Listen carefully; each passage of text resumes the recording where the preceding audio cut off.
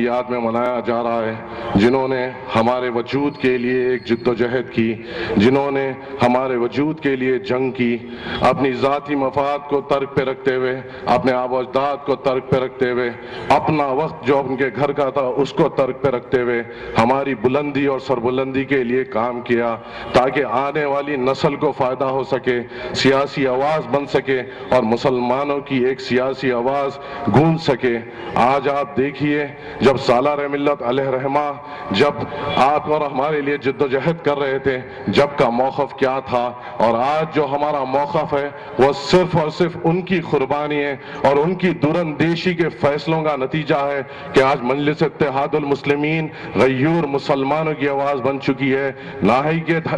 دکن کی مگر تمام ہندوستان سے مجلس اتحاد المسلمین کو بلایا جا رہا ہے۔ مجلس اتحاد المسلمین کو ایک آس کی نظر سے دیکھا جا رہا ہے کہ وہ ایسی آس کی نظر سے دیکھا جا رہا ہے جو مسلمانوں کے مسئلوں کو حل کر سکے۔ ہر کونے سے، ہندوستان کے ہر کونے سے آواز آ رہی ہے کہ جس طرح دکن کے مسلمانوں کا وجود بنا، جس طرح وہاں کے نوجوانوں کے مستقبل کے لیے کام کیا گیا، جس سے ہم اتنے سالوں سے محروم تھے، مجلس اتحاد المسلمین اگر وہاں پہ آ جائے تو ہماری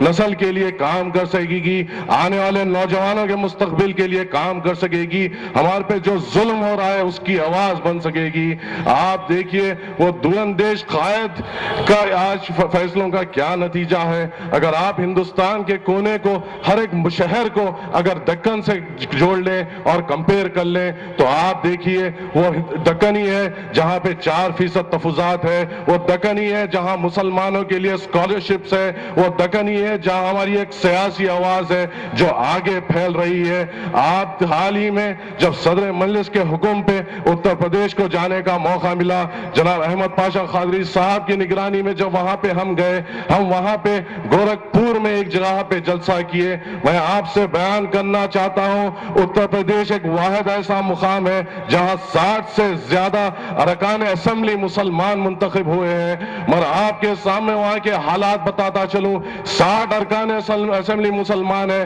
مگر کوئی ہماری آواز بننے کے لیے تیار نہیں۔ وہاں پہ جس قسم سے مسلمانوں پہ ظلم ہو رہا ہے، جس قسم سے وہاں مسلمان پسپاندہ حالات میں جی رہا ہے، اتنے ارکان اسمبلی ہوتے ہوئے بھی ان کی حالات میں کوئی سدھار نہیں آ رہا ہے۔ جب مجلس اتحاد المسلمین وہاں پہ گئی، احمد پاشا قادری صاحب سے کئی لوگ وہاں پہ ملنے آئے اور انہوں نے جس طرف سے صدر محترم کے طرف اپنی محبت جتائی کہ ہم پریشان ہو گئے۔ آپ بتائیے وہاں پہ اگر کچھ بھی ہوتا ہے، ہمارے کھیتوں میں آگ لگتی ہے تو کوئی وہاں پہ ہماری آواز اٹھانے والا نہیں، اگر ہمارے گھر لوٹتے ہیں تو کوئی ہماری آواز بننے تیار نہیں، ہمارے عورتوں کی عصمت ریزی ہوتی ہے تو کوئی وہاں پہ تڑپنے والا نہیں۔ ارے وہ دکن میں ایسا حیدرآباد میں کی جو مجلس اتحاد المسلمین جو اپنا سفر طے کیا اور جو آج ہندوستان کے کونے کونے میں پہنچ رہی ہے، وہ سالار ملت کی بنیادوں کا نتیجہ ہے کہ آج مسلمانوں کی ایک آواز مجلس اتحاد المسلمین بن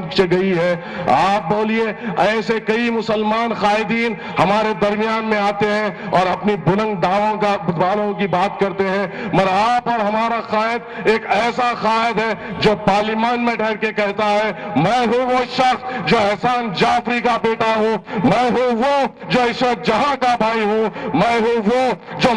مسلمانوں کی آواز ہوں۔ آپ مجھے ایک اور ایسا بتا دیجئے جو آپ کی اور ہماری آواز بنتا ہے، آپ کی اور ہمارے مسائل کے لیے آگے بڑھتا ہے اور آپ کے اور ہمارے مسائل کے لیے جد و جہد کرتا ہے۔ یہ مرحوم قائد سالار ملت علیہ رحمہ کی جد و جہد ہے، ان کی قربانیاں ہیں، ان کی تربیت ہے جو آج مجلس اتحاد المسلمین نئے نئے مقامات پہ جا رہی ہے، اونچی بلندیاں حاصل کر رہی ہے۔ ہمیں اگر اپنے قائد کو خراج عقیدت دینا ہے تو ہمیں اتحاد کا ثبوت دینا ہوگا، مجلس اتحاد المسلمین کو مضبوط کرنا ہوگا،